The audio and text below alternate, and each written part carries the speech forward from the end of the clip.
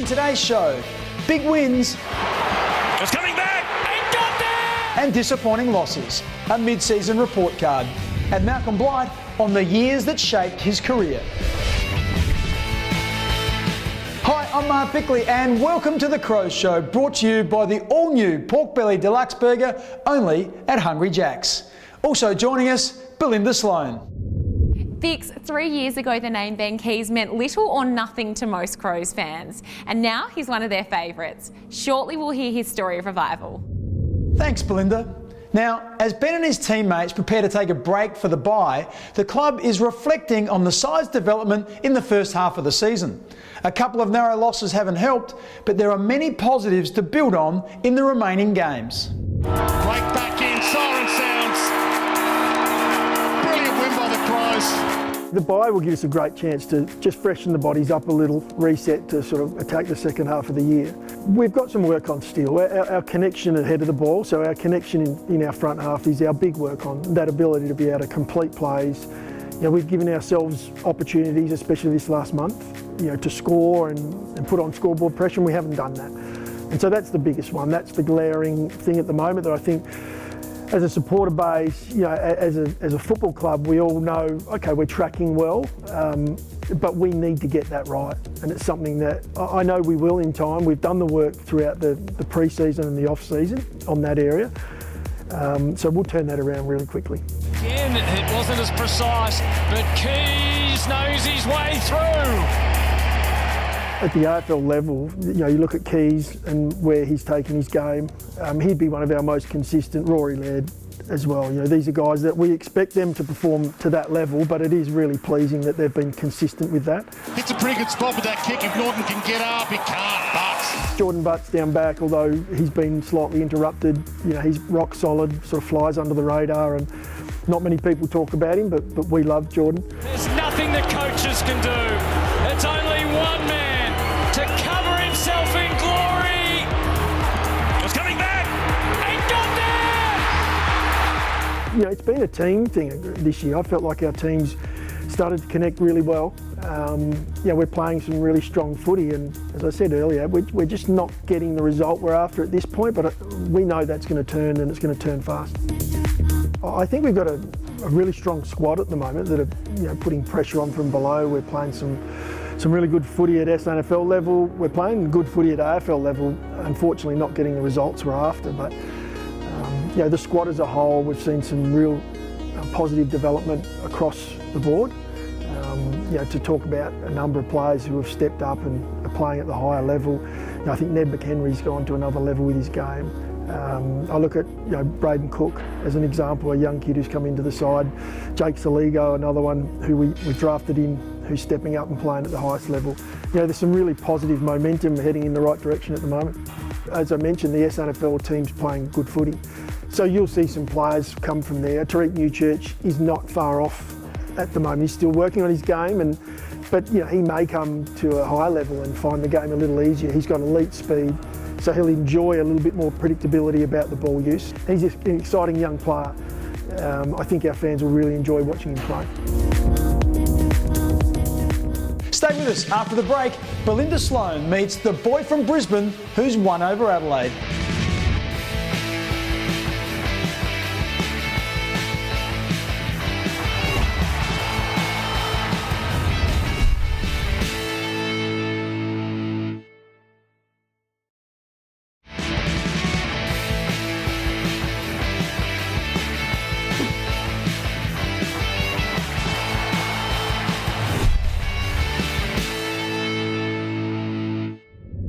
From a delisted player to standing captain, Ben Keays has certainly worked hard to achieve a fairy tale.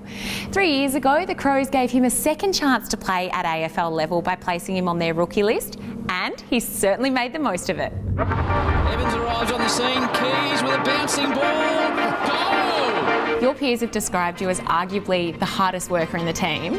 What do you think you've done to deserve this title? Just try and train hard and work hard every day, make the most of it really. Nothing I've sort of gone out of my way to do, but I guess I am sort of interested in the high performance space of sport and the mental side of it as well. It's something that I've sort of become interested in over the last few years, so I try and pick the brains of, you know, some of the HPT guys and the guys that are really knowledgeable in that area of sport and see what I can add to my routine or my lifestyle that'll help me go forward. Do you think all that hard work has paid off for you? I'd like to think so, yeah. I'm sort of big on delayed gratification. You know, you don't get the rewards straight away. It's a culmination of work over the months and even years. That was something I still tried to tell myself even early in my career when I probably wasn't going the way that I wanted to go on field. I just kept telling myself that the hard work will pay off in some way. I wasn't sure how. Maybe living it a little bit at the moment, but I still think there's so much more to come, and both individually and as a group, we've got so much more to give. I want to take you back to that moment that you were told by Brisbane that you're being delisted. What was that like? Actually, at the time, it wasn't the worst feeling. I was on a holiday in America. I was actually in Las Vegas with a group of my teammates. So, I was enjoying myself at the time. I probably also saw it coming a little bit, so it wasn't too much of a shock. But yeah, I was able to sort of enjoy my holiday, and then once I got back to Brisbane, then it was think about the next move. So yeah, it was an interesting experience, but certainly learned a lot from it. But Keays knows his way through. Not only have you secured your spot in the side, you're also named in the Crows leadership group this year. Must have been a really proud moment for you and your family. Yeah, it was. It's sort of just something I haven't really looked too much into. It's something that I just wanted to be, authentic. And ever since I got here, I just wanted to sort of work hard and earn respect. And whatever else happens, sort of happens. So it's a challenge that I've loved, and there's still a lot to work on. But I've certainly enjoyed working in that space. Now we have to talk about hair.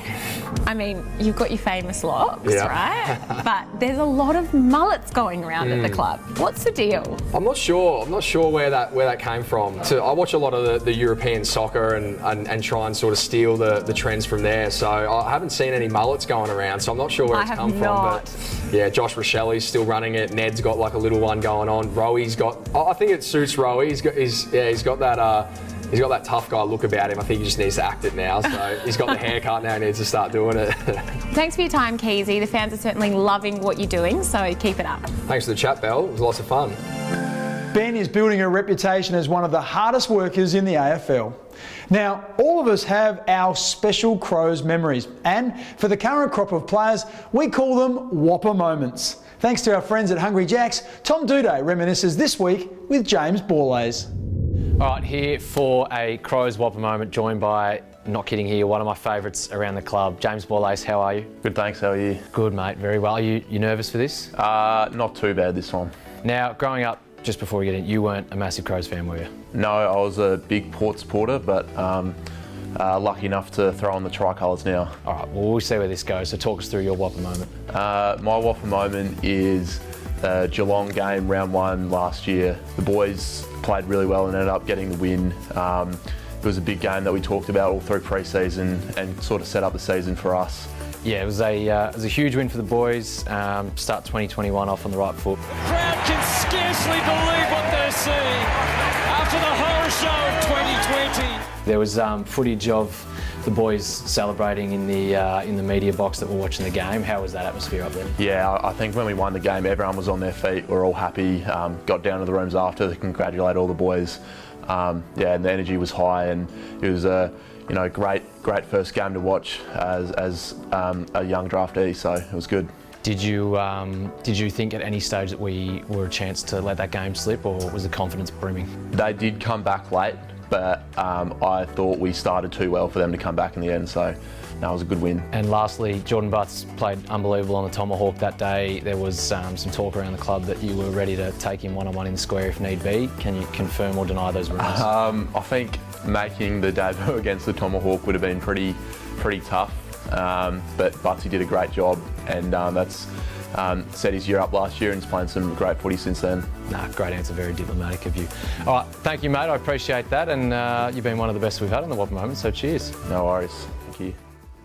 Every time you attend an Adelaide Crows home game, you could score a free Whopper from Hungry Jack's. Simply download the Hungry Jack's app for your chance to win.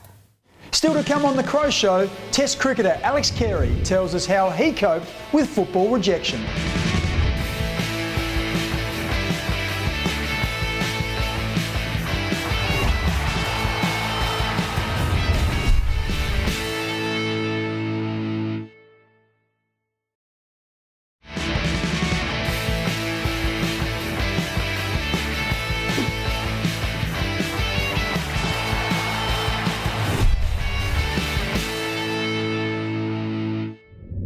Welcome back. To fans, they're unobtrusive, almost invisible. To players, though, they're the glue that holds the team together. I'm talking about the trainers, the jack-of-all-trades staff who are largely volunteers. Full-time head trainer Vinny Del Bono has been at the club for nearly 30 years, and with the help of Dr. Jones and partners, he takes us behind the scenes. The role of the trainer at the Adelaide Footy Club is to look after the players on the field, prep to train during the week, strapping, massage and making sure they get through the training session. Intensity of game day and during the week, just different challenges that they bring and dealing with certain moments that you've got to adapt real quickly. Yeah, when I first started nearly 30 years ago, it was a part-time job. As the players became more professional, it's now become a full-time job where I cater for the SANFL and also for the AFLW as well. Typical day is getting here about 5:30, 5:45. Usually bump in with the coach for a quick coffee and a chat because he's not far behind me, and then preparing the day ready, pumping up balls, preparing the strapping room, and then myself and staff strap the players ready for training. Matchday role is an interesting one because also doing the property side of things, I'll get there probably 2.5, 3 hours before the players report, set the Guernseys up, get the balls ready, also matchday balls, prepare the strapping room, prepare the drinks, and just tick everything off that needs to be done for the game before the players and coaching staff arrive. Vinny patched me up a few times and he's been there since day one, so he's seen it all.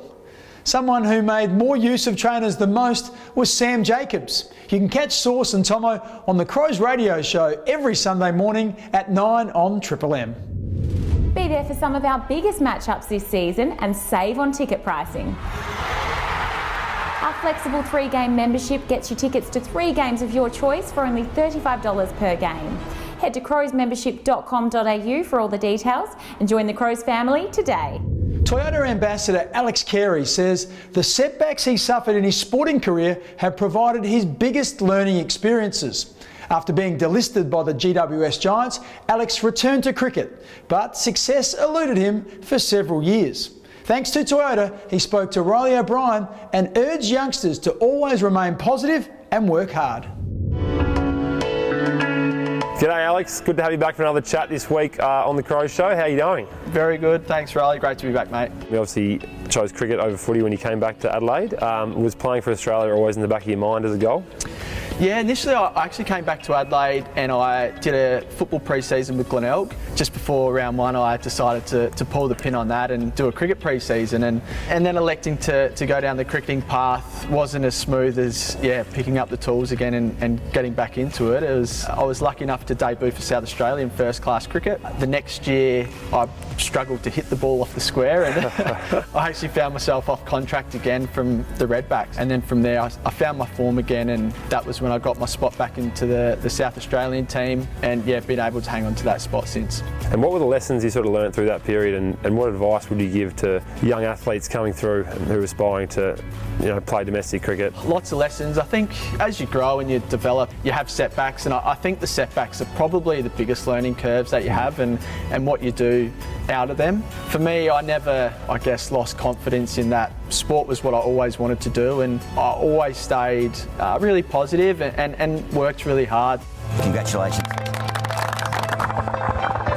And you made your Test debut, obviously last year in the Ashes series, which is amazing.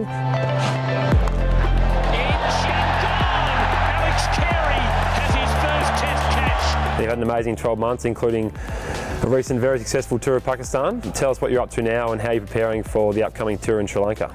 Yeah, it's been a hectic 12 months. Been lucky enough to have 6 weeks off, so yeah, from the start of the Ashes to the end of Pakistan it went really quickly, and I probably didn't have enough time to absorb it all. But also I'm ready to get back into it, and as you mentioned, tour to Sri Lanka. Super excited to go over there. Another subcontinent tour for the Australian cricket team, who haven't always done well in the subcontinent, but definitely take a lot of confidence from that Pakistan tour.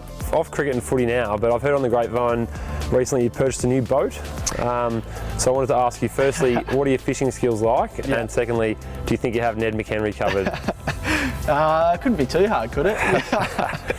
No, I have. I'm very excited. It's something that I've always wanted to do is get my own boat, and maybe Ned can send out an invite and get me along and show me around. But I'm sure he'll give you plenty of tips. He's got plenty. So thanks so much for joining us today, Alex, and all the best for the upcoming tour of Sri Lanka.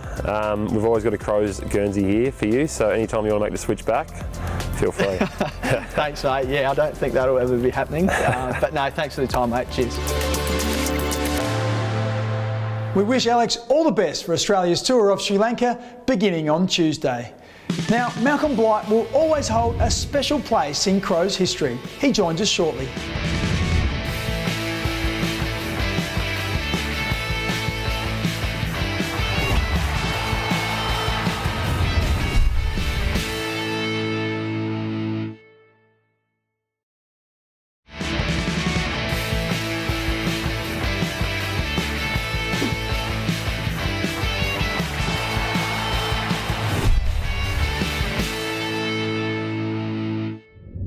Every fan remembers Malcolm Blight as our back-to-back premiership coach in 97 and 98.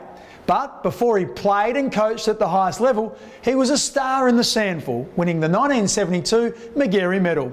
Thanks to Bendigo Bank, Malcolm looks back on his 9-year career at Woodville.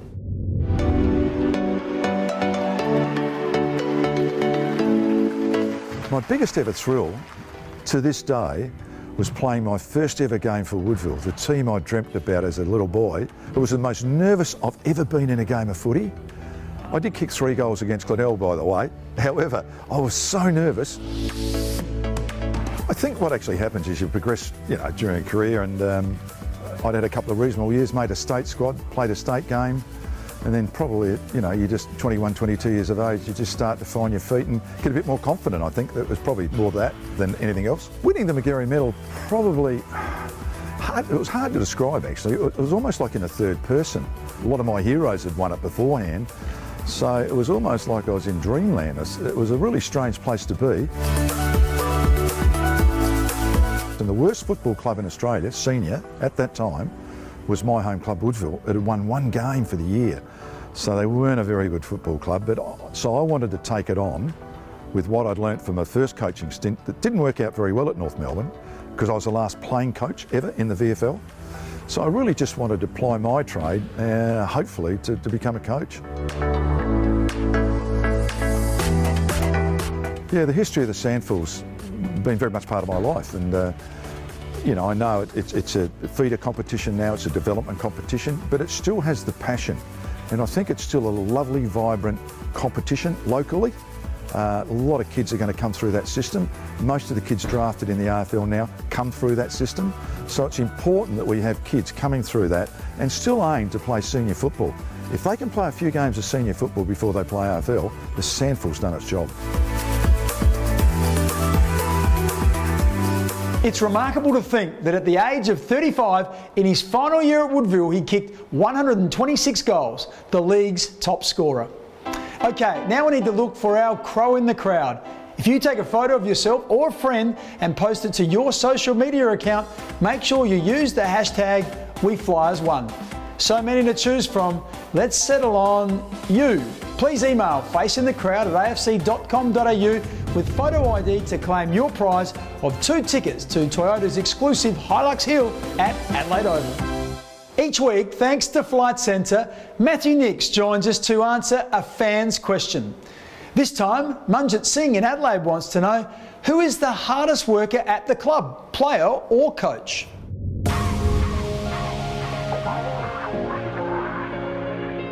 Munjit, look, the hardest worker at the footy club, there's a lot of them. Ben Keays would be one. Riley O'Brien's another from a playing point of view.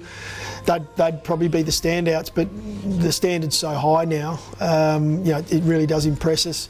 From a staffing point of view, we got some guys that really work hard. We got Stephen Edgecombe, who's an absolute gun. He asked me to give him a pump up, but he's a bit out there too, a little bit full on with everything, but he's definitely a hard worker. That's about all we have time for on The Crows Show. Don't forget to keep an eye on @The Crows Show on Twitter for all the latest news, and check out the club's social media accounts, Facebook, Twitter and Instagram. Thanks for your company today, and together with Belinda Sloan, I look forward to joining you again in 2 weeks. That's after the bye on Sunday, June 19th at 2 p.m. before we play Gold Coast. Bye for now. This program was proudly brought to you by the new Pork Belly Deluxe Burger, only at Hungry Jack's.